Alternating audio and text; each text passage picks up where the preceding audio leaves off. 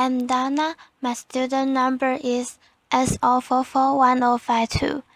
I'm going to read a speech delivered by Melissa Fleming about carrying 500 refugees sunk at sea, the story of two survivors. I'm a freshman in NCUE. Every day, I listen to harrowing stories of people fleeing for their lives across dangerous borders and unfriendly seas. But there's one story that keeps me awake at night, and it's about Donna, a Syrian refugee. 19 years old, she was living a grinding existence in Egypt, working day wages. Her dad was constantly thinking of his traveling business back in Syria that had been blown to pieces by a bomb, and the war that drove them there was still raging in its fourth year, and the community that once welcomed them there had become weary of them, and one day men on motorcycles tried to kidnap her. Once an aspiring student thinking only of her future, now she was scared all the time. But she was also full of hope, because she was in love with a fellow Syrian refugee named Bassem. Bassem was also struggling in Egypt, and he said to Donna, "Let's go to Europe, seek asylum, safety. I will work, you can study, the promise of a new life." And he asked her father for her hand in marriage. But they knew to get to Europe, they had to risk their lives, traveling across the Mediterranean Sea, putting their hands in smuggling, notorious for their cruelty. And Donna was terrified of the water. She always had been. She never learned to swim. It was August last year, and already 2,000 people had died trying to cross the Mediterranean. About Donna knew of a friend who had made it all the way to Northern Europe, and she thought, maybe we can too. So he asked her parents if they could go, and after a painful discussion, they consented. And Bassem paid his entire life savings, $2,500 each, to the smugglers. It was a Saturday morning when they came, and they were taken by bus to a beach. Hundreds of people on the beach. They were taken then by small boats onto an old fishing boat. 500 of them crammed onto last boat. 300 below, 500 above. There were Syrians, Palestinians, Africans, Muslims, and Christians. 100 children, including Sandra, little Sandra, 6 years old, and Masa, 18 months. There were families on this boat, crammed together shoulder to shoulder, feet to feet. Donna was sitting with her legs crammed up to her chest, Bassem holding her hand. They two on the water, they were sick, with worry and sick to their stomach from the rough sea. That three, Donna had a premonition, and she said to Bassem, "I feel we are not going to make it. I fear the boat is going to sink." And Bassem said to her, "Please be patient. We will make it to Sweden. We will get married and we will have a future." Therefore, the passengers were getting agitated. They asked the captain, "When will we get there?" He told them to shut up, and he insulted them. He said, "In 16 hours we will reach the shores of Italy." They were weak and weary. Soon they saw a boat approach, a smaller boat, 10 men on board, who started shouting at them, hurling insults, throwing sticks, asking them to all disembark and get on this smaller, more unseaworthy boat. The parents were terrified for their children, and they collectively refused to disembark, so the boat sped away in anger, and a half an hour later came back and started deliberately ramming a hole in the side of Donna's boat, just below where she and Bassem were sitting, and she heard how they yelled, "Let the fish eat your flesh," and they started laughing as the boat capsized and sank. The 300 people below deck were doomed. Donna was holding onto the side of the boat as it sank, and watched in honor as a small child was cut to pieces by the propeller. Boston said to her, "Please let go, or you will be swept in. The propeller will kill you too. And remember, she can swim." But she let go and she stopped moving her arms and her legs, thinking, "This is swimming." And miraculously, Boston found a life ring. It was one of those child's rings that they used to play in swimming pools and at concerts. And Dora climbed onto the ring, her arms and her legs dangling by the side. Boston was a good swimmer, so he held her hand and tread water. Around them there were couples. Around 100 people swam initially, and they started coming together in groups, praying for rescue. But when the day went by and no one came, some people gave up hope, and Dora and Boston watched as men in the distance took their life vests off and sank into the water. One man approached them with a small baby perched on his shoulder, 9-month-old Marduk. He was holding onto a gas canister to stay afloat, and he said to them, "I fear I'm not going to survive. I'm too weak. I don't have the courage anymore." And he handed little Moloch over to Boston and to Dora, and they pushed her onto the life ring.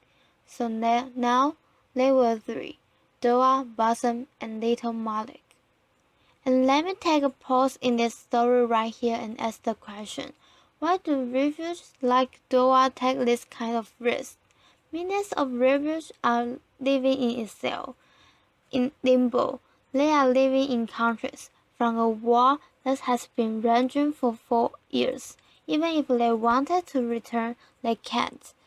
Their homes, their business, their town, and their cities has been completely destroyed. This is UNESCO World Heritage City, Homs, in Syria. So people continue to flee into neighboring countries, and we build refugee camps for them in the desert. Hundreds of thousands of people live in camps like this, and thousands more. Millions live in towns and cities, and the communities, the neighboring countries that once welcomed them with open arms and hearts are overwhelmed.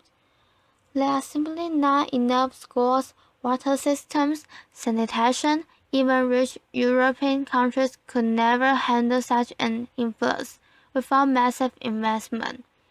The Syria wars had driven almost 4 million people over the borders, but over 7 million people are on the run inside the country. That means that over half the Syrian population has been forced to flee. Back to those neighboring countries hosting so many, they feel that the richer world has done too little to support them. And deaths have turned into months into years. A refugee state is supposed to be temporary. Back to Dora and Boston in the water. It was their second day, and Boston was getting very weak. And now it was Dora's turn to say to Boston, "My love, please hold on to hope, to our future. We will make it." And he said to her, "I'm sorry, my love, that I put you in this situation. I have never loved anyone as much as I love you." And he released himself into the water, and Dora watched as the love of her life drowned before her eyes. Later that day, a mother came up to Dora with her small 18-month-old daughter, Masa. This was the little girl I showed you in the picture earlier, with the life vests. Her older sister Sandra was just drowned, and her mother knew she had to do everything in her power to save her daughter, and she said to Dora, "Please take this child. Let her be part of you. I will not survive." And then she went away and drowned. So Dora, the 19-year-old refugee who was terrified of the water, who couldn't swim, found herself in charge of two little baby cats. and they were dusty, and they were hungry, and they were agitated. And she tried her best to amuse them, to sing to them, to say words from the Quran. Around them, the bodies were bloating and turning black. The sun was blazing during the day. At night there was a cold moon and fog. It was very frightening. On the fourth day in water, that is how Dora probably looked on the ring with her 2 children. A woman came on the fourth day and approached her and asked her to take another child, a little boy, just 4 years old. When Dora took the little boy and the mother drowned, she said to the sobbing child, "She just went away to find you water and food." But his heart soon stopped, and Dora had to release the little boy into the water. Later that day, she looked out into the sky with hope, because she saw 2 planes crossing in the sky, and she waved her arms, hoping they would see her.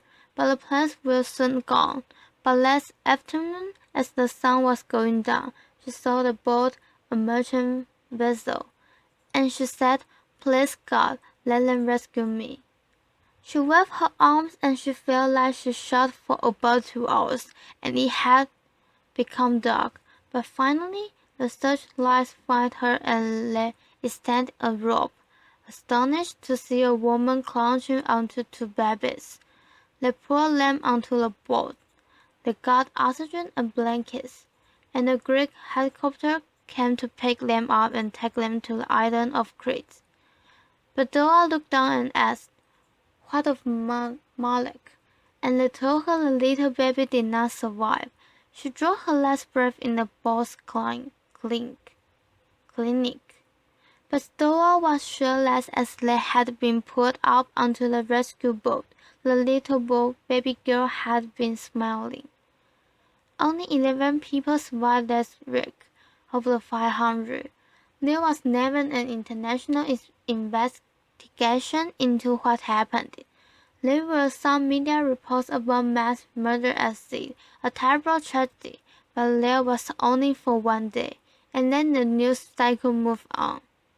Meanwhile, in a pediatric hospital on Crete, little Martha was on the edge of death. She was really dehydrated. Her kidneys were failing. Her glucose levels were dangerously low. The doctors did everything in their medical power to save them, and the Greek nurses never left her side, holding her, hugging her, singing her words. My colleagues also visited and said pretty words to her in Arabic. Amazingly, little Martha survived. And soon the Greek press started reporting about the miracle baby, who had survived 4 days in the water without food or anything to drink, and offers to adopt her came from all over the country.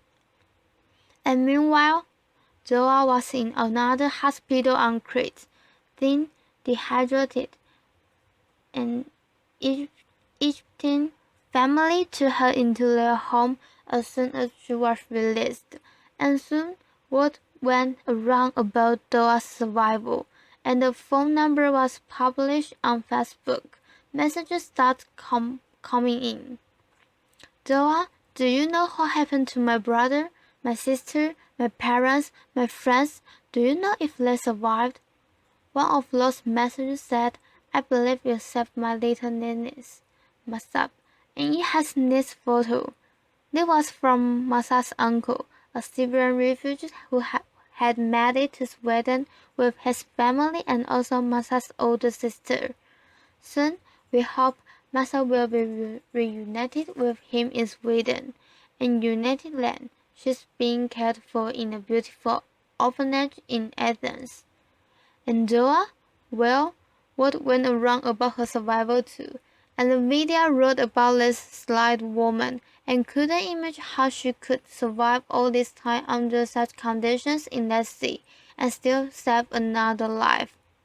The Academy of Athens, one of Greece's most prestigious institutions, gave her an award of bravery, and she deserved all less praise, and she deserved a second chance, but she wanted to still go to Sweden. She wanted to reunite with her family there. She wanted to bring her mother and her father and her younger sibling away from Egypt there as well. And I believe she will succeed. She wants to become a lawyer or a politician or something that can help fight injustice. She is an extraordinary survivor. But I have to ask, what if she didn't have to take less risks? Why did she have to go through all that? Why wasn't there a legal way for her to study in Europe? Why couldn't Massa have taken an airplane to Sweden? Why couldn't Basan have found work? Why is there no massive resettlement program for Syrian refugees, the victims of the worst war of all times? The war delays for the Vietnamese in the 1970s. Why not now? Why is there so little investment in the neighboring countries hosting so many refugees? And why the real question is so little being done to stop the wars, the persecution and the poverty that is driving so many people to the shores of Europe? Until these issues are resolved, people will continue to take to the seas and to seek safety and asylum. And what happened next? Well, that is largely Europe's choice, and I understand the public fears. People are worried about their security, their economics, and the change of culture. But it's less more important than saving human lives, because there's something fundamental here that I think overrides the rest, and is about our common humanity. No person fleeing a war or persecution should have to die crossing the sea to reach safety. One thing is for sure, that no refuge would be on those dangerous boats if they could thrive where they are, and no migrant would take that dangerous journey if they had enough food for themselves and their children, and no one would put their life saving in the hands of those notorious smugglers if there was a legal way to migrate. So, on behalf of little Masa and on behalf of Doa and of Basan and of those 500 people who joined with them, can we make sure that they did not die in vain? Could we be inspired by what happened and take a stand for a world in which every life matters? Thank you.